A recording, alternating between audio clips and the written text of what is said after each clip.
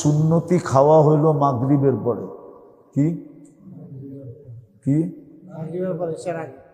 আমরা যেটি খাই এটি আসলে খাওন খাই না, ওষুধ খাই। কি খাই? ওষুধ খাই না, আমরা আসলে অসুখ খাই, অসুখ, রোগ খাই, রোগ। আসলে খাওয়ার তরতিব হইল মাগরিবের পরে এশা আর মাগরিবের মধ্যখানে খায়া আপনি এশার নামাজ পড়বেন। এটা হলো আসল খাওয়ার তরতিব। অভ্যাস করতে পারলে খুব ভালো হবে। আমি পারবো না, কিন্তু আপনারা পারবেন না, আমার দ্বারা হবে না।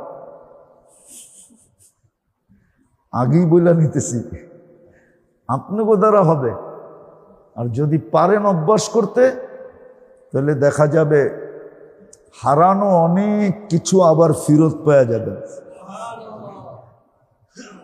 আমি মসজিদে বসে বলতেছি আপনাদেরকে, হারানো অনেক কিছু আবার কি ফেরত পাওয়া যাবে। কালকার থেকে অভ্যাস করেন, গড়ালা করে রেডি করেন যে আমার খাওয়াটা কমসে কম মাগরিবের পরে দিয়ে দিবা, আমি খাইয়া এশার নামাজ পড়তে যাব। অভ্যাস করেন, 2-3 মাস, 4 মাস, 5 মাস, বৎসর খানিক করার পরে দেখবেন, তখন আবার আপনি আমারে খুঁজবেন। হারানো অনেক জিনিস আপনি পাওয়া যাবেন, আল্লাহ দিয়া দিবে।